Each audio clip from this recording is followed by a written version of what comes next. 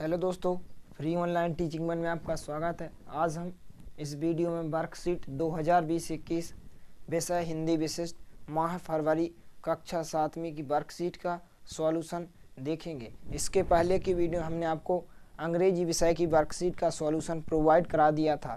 यदि आपने इसके पहले की वीडियो को नहीं देखा है तो डिस्क्रिप्शन में दी गई लिंक पर जाकर आप देख सकते हैं। इससे पहले यदि आपने हमारे चैनल को सब्सक्राइब नहीं किया है तो प्लीज़ सब्सक्राइब कीजिए, साथ में बेल आइकन को भी प्रेस कीजिए ताकि कोई वीडियो की नोटिफिकेशन आप तक सबसे पहले पहुंचे। तो चलिए वीडियो को स्टार्ट करते हैं। इसमें हम सबसे पहले देखते हैं खंड आ। तो इसमें प्रश्न पहला है, डॉक्टर अब्दुल कलाम के जीवन के प्रेरक प्रसंग पाठ को पढ़कर लिखिए कि कौन से दो रास्तों में से एक रास्ता चुनकर उन्होंने स्वदेश का मान बढ़ाया। तो इसका आंसर हो जाएगा, कलाम जी के सामने दो रास्ते थे। पहला कि वे विदेश चले जाएं और धन अर्जन करें, और दूसरा यह कि वे यहीं भारत में रहकर मातृभूमि की सेवा करके उसके ऋण से उऋण हों। देश की सेवा के महान आदर्श को स्वीकार करके सभी देशवासियों को देश की सेवा करने के लिए प्रेरित किया। तो ये आपका पहले क्वेश्चन का आंसर हो जाएगा। इसके बाद देखते हैं प्रश्न क्रमांक 2, निम्नलिखित पंक्तियों का अर्थ लिखिए। इसमें पहला है, मोह से कहत मूल को लीन हो। तो इसका आंसर हो जाएगा, वह मुझसे कहता है कि तूने कुछ मूल्य देकर मुझे खरीदा है। इसके बाद देखते हैं दूसरा क्वेश्चन, मोहन सुख रस की ये बातें जसुमती सुन सुन रीछ है। तो इसका आंसर हो जाएगा, बालक कृष्ण के मुख से क्रोध की बातें सुन सुनकर माता यशोदा बहुत अधिक प्रसन्न होती हैं। इसके बाद देखते हैं प्रश्न क्रमांक 3, निम्नलिखित शब्द समूह के से तत्सम तथा तत्सम शब्दों के जोड़े बनाइए। जैसे यहाँ पर आपको कुछ शब्द दिए गए, जैसे चंद्र, आम्र, भौरा, सूरज, दुग्ध, चंदा, आम, भ्रमर, दूध, सूर्य। तो यहाँ पर हम देखते हैं कुछ तत्सम शब्द और तत्व शब्दों को आपको अलग अलग छांट करके लिखना है। तो इसमें आपके एक साइड है तत्सम शब्द और एक साइड है तत्भव। तो यहाँ पर क्या हो जाएगा, तत्सम शब्द चंद्र, तत्भव क्या हो जाएगा चंदा, आम्र हो जाएगा तत्सम शब्द, तत्भव क्या हो जाएगा आम हो जाएगा। इसके बाद भ्रमर क्या हो जाएगा तत्सम शब्द और तत्भव क्या हो जाएगा भौरा। इसके बाद चौथा सूर्य हो जाएगा तत्सम और तद्भव क्या हो जाएगा सूरज। इसके बाद पांचवा तत्सम क्या हो जाएगा दुग्ध और तद्भव क्या हो जाएगा दूध।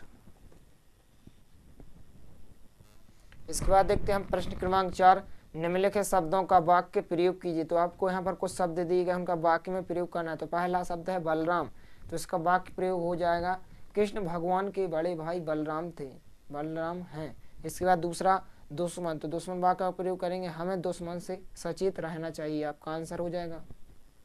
इसके बाद देखते हैं तीसरा शब्द विचरण, तो विचरण शब्द का वाक्य में प्रयोग क्या हो जाएगा, हिरण जंगल में विचरण करती है। इसके बाद चौथा शब्द जलपान, तो जलपान शब्द का वाक्य में प्रयोग करेंगे, मैं सुबह दादी को जलपान कराता हूँ। इसके बाद देखते हैं ध्वज, तो ध्वज शब्द का वाक्य में प्रयोग होगा, ध्वज में 3 रंग होते हैं। इसके बाद देखते हैं हम प्रश्न क्रमांक 5, नींव का पत्थर पाठ के आधार पर बताइए कि रानी लक्ष्मीबाई ने क्यों कहा कि सैनिकों के लिए शुभ अशुभ कुछ नहीं होता। तो यह आपके प्रश्न क्रमांक 5 का आंसर हो जाएगा।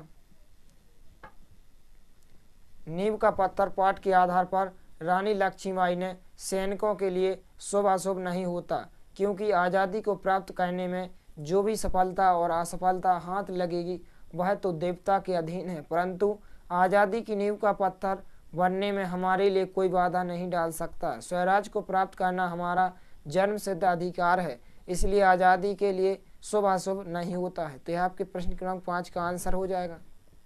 इसके बाद देखते हैं प्रश्न क्रमांक 6, छोटा जादूगर पाठ के आधार पर बताइए कि आपने जादू या मदारी का कौन सा खेल देखा है, खेल में क्या देखा अपने शब्दों में लिखिए। तो यह आपके प्रश्न क्रमांक 6वें का आंसर हो जाएगा। छोटा जादूगर पाठ में ताथ, गुड़िया, बंदर आदि का खेल दिखाता था। इन खेलों में से लोगों का मनोरंजन करता था, इसी से अपनी जीविका चलाता था। तो यह आपके प्रश्न क्रमांक 6वें का आंसर हो जाएगा। इसके बाद देखते हैं हम प्रोजेक्ट कार्य, तो यह आपके प्रश्न क्रमांक 7वें का पहला क्वेश्चन। तो यहाँ पर आपको कुछ यहाँ पर एक चित्र बनाना है, यहाँ पर आँख का चित्र बनाना है और यहाँ पर हाथ का चित्र बनाना है, और यहाँ पर आपको मुहावरे या लोकोक्तियाँ या कहावतें लिखना है। तो पहले हो जाएगा गले ना उतरना, दूसरा आँख का तारा, तीसरा पीठ दिखाना, चौथा आँखें चुराना, पांचवा अंगूठा दिखाना।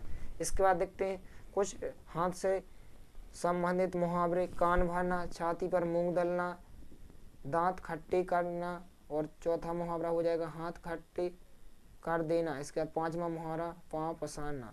तो यहाँ पर आपको हाथ का चित्र बना देना है। यहाँ पर हमने आँख का चित्र बना दिया है। ये आँख से संबंधित मुहावरे हैं, यहाँ पर कुछ हाथ से संबंधित मुहावरे।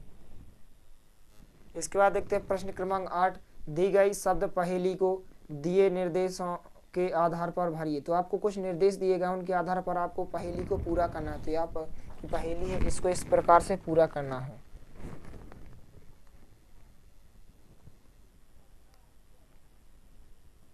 तो आपको इस प्रकार से इस पहेली को पूरा करना है।